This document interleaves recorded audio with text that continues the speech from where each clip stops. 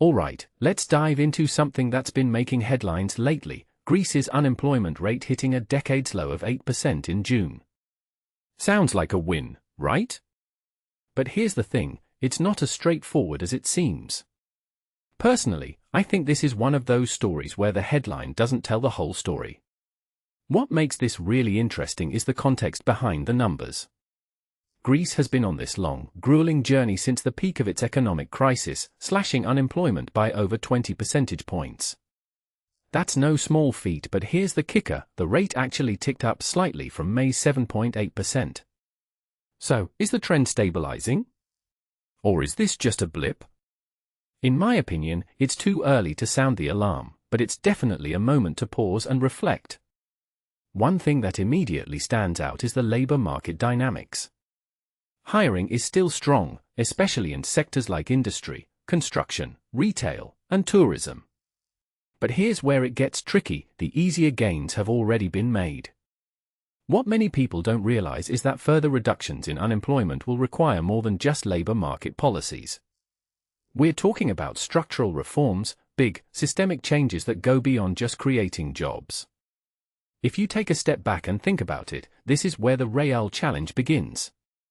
Greece isn't just fighting unemployment anymore, it's fighting to transform its economy. Now, let's talk about youth unemployment, because this is where the story gets even more complex. The rate for young workers jumped to 19.5%, more than double the overall rate. That's alarming.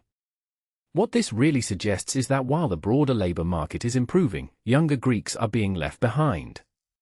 The IOBE is warning about the high share of 15 to 29-year-olds who are not in employment, education, or training. That's a red flag. Unlike in many EU countries, Greek university graduates are stuck in this limbo, neither working nor studying. From my perspective, this isn't just an economic issue, it's a societal one. What does it mean for a country's future when its young, skilled workers can't find their place? Here's where it gets even more fascinating: the problem isn't just about creating jobs anymore. It's about creating quality jobs. Greece needs positions that make better use of its skilled workforce, especially its graduates. This raises a deeper question: how do you transition from a job creation mindset to a value creation mindset? In my opinion, this is where coordinated policies come into play.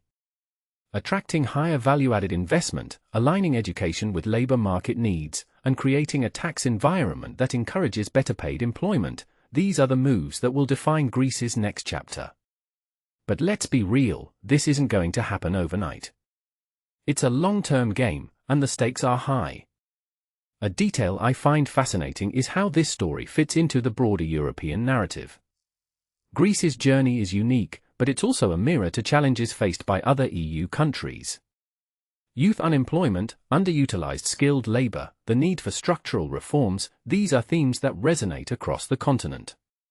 What makes Greece's case so compelling is how far it's come, but also how much further it has to go. Personally, I think this is a story of resilience, but also a cautionary tale. It's easy to celebrate the headline numbers, but the real work? That's just beginning. So, here's my closing thought: Greece's unemployment rate hitting 8% is a milestone, no doubt. But it's also a reminder that economic recovery isn't just about numbers, it's about people, systems, and long-term vision. What do you think? Is Greece on the right track, or are there deeper issues that need addressing? Let me know in the comments below. And if you found this analysis interesting, don't forget to like, share, and subscribe for more deep dives like this. Thanks for watching.